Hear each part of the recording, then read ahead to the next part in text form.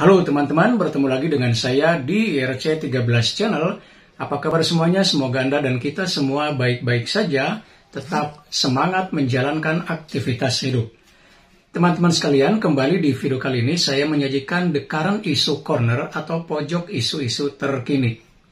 Dan untuk isu kali ini saya akan membahas tentang pernyataan Ketua Umum Partai Demokrat Agus Harimurti Yudhoyono dalam pidato kebangsaannya di Rapimnas Demokrat baru-baru ini. Nah, ada satu pernyataan AHY yang kemudian membuat suasana politik cukup panas, yaitu berkaitan dengan ucapannya bahwa pemerintahan saat ini hanya tinggal gunting pita saja.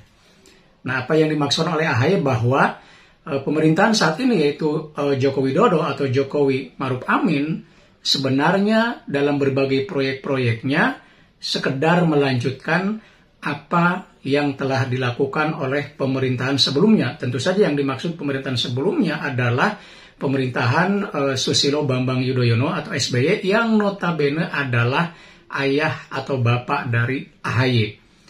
Nah, tentu saja apa yang disampaikan oleh AHY itu membuat pihak-pihak atau para pendukung pemerintah berespon atau bereaksi dengan keras karena menilai apa yang disampaikan AHY itu tidak pada tempatnya. Nah, dalam hal ini saya ingin mencoba melihat pernyataan AHY itu dari salah satu teori di dalam komunikasi, yaitu paradigma naratif, ya, naratif paradigm dari Walter Fisher. Nah, Walter Fisher memang menggunakan istilah paradigma naratif, ya.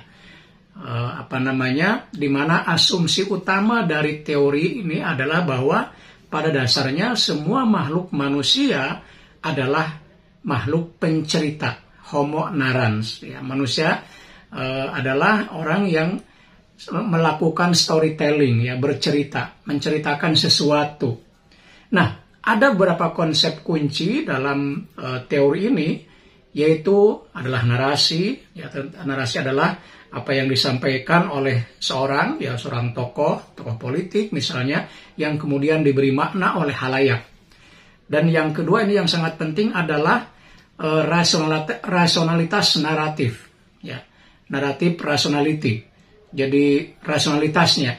Nah, ini yang akan dilihat apakah narasi yang disampaikan kepada publik dalam hal ini oleh AHY itu mengandung rasionalitas atau tidak. Nah, untuk melihat rasionalitas itu, misalnya ada dua konsep yang dijadikan pegangan atau sandaran, yaitu koherensi dan kebenaran. Nah, dalam konteks ini mungkin saya akan melihat dari sisi koherensi. Nah, kata Fisher, koherensi itu memiliki tiga hal, atau untuk melihat bagaimana sebuah pernyataan, sebuah narasi, dilihat koherensinya itu ada tiga hal. Yang pertama adalah koherensi struktural. Nah, koherensi struktural itu melihat kepada alur cerita, alur logika dari narasi yang disampaikan kepada publik oleh khalayak. Nah, kalau alur cerita dari narasi itu masuk akal, ya, maka publik akan memaknainya dengan jelas, gitu ya. Jadi alur ceritanya itu runtut, koheren. Ya, misalnya begini, ketika AHY mengatakan bahwa pemerintahan Jokowi hanya tinggal gunting pita, apakah di situ mengandung koherensi struktural? Ini kan kita bisa maknai bahwa pernyataan itu kurang tepat. Karena apa? Karena yang namanya pemerintahan, ya, pada masa siapapun pasti ada 1-2 proyek yang merupakan kelanjutan dari periode sebelumnya, ya kan? Dan itu sesuatu yang biasa, sesuatu yang memang mesti terjadi dalam pemerintahan, karena pemerintahan itu kan waktunya terbatas. Dalam demokrasi hanya 2 periode. Ya. Misalnya dulu SBY juga pasti sama, ada melanjutkan proyek dari pemerintahan sebelumnya. Kan tidak mungkin ketika ada pemerintahan baru, lalu dia memutus semua proyek pemerintahan sebelumnya. Ya. Padahal proyek itu misalnya sedang berjalan. Ya, kecuali yang memang sudah tidak bisa atau mangkrak, nah itu baru. Ya. Jadi ketika ungkapan bahwa itu hanya gunting pita, ya, menjadi secara alur cerita itu tidak rasional. Dengan demikian ya tidak koheren.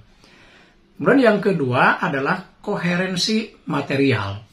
Nah, koherensi material ini berkaitan dengan substansi dari gagasan, dari narasi yang disampaikan.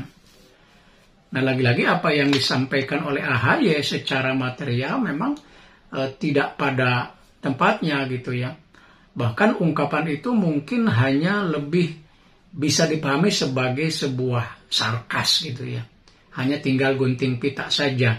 Nah, di sini kan berarti AHY mengabaikan beberapa proyek yang memang dilakukan oleh masa pemerintahan ini. Nah, seharusnya harus memerinci dengan jelas, misalnya mana proyek yang merupakan kelanjutan dari pemerintahan sebelumnya, mana yang dilakukan oleh pemerintahan saat ini, ya, sehingga tidak digeneralisasi gitu ya.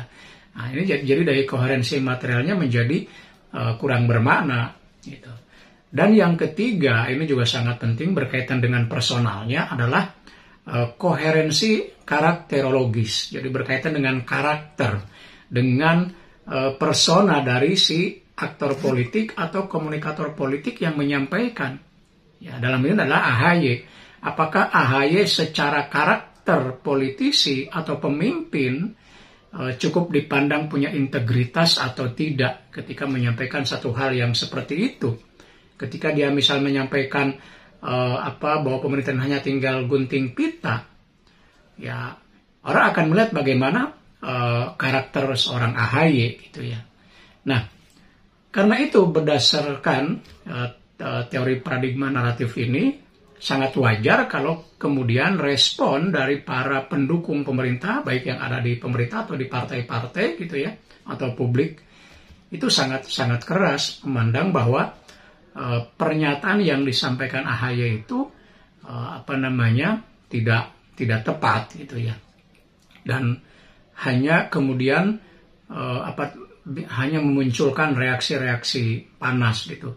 Nah, saya sering melihat bahwa apa yang disampaikan AHY ini kurang bijak dalam situasi seperti ini, kecuali dia memang sengaja ingin memanaskan situasi dalam rangka apa gitu ya.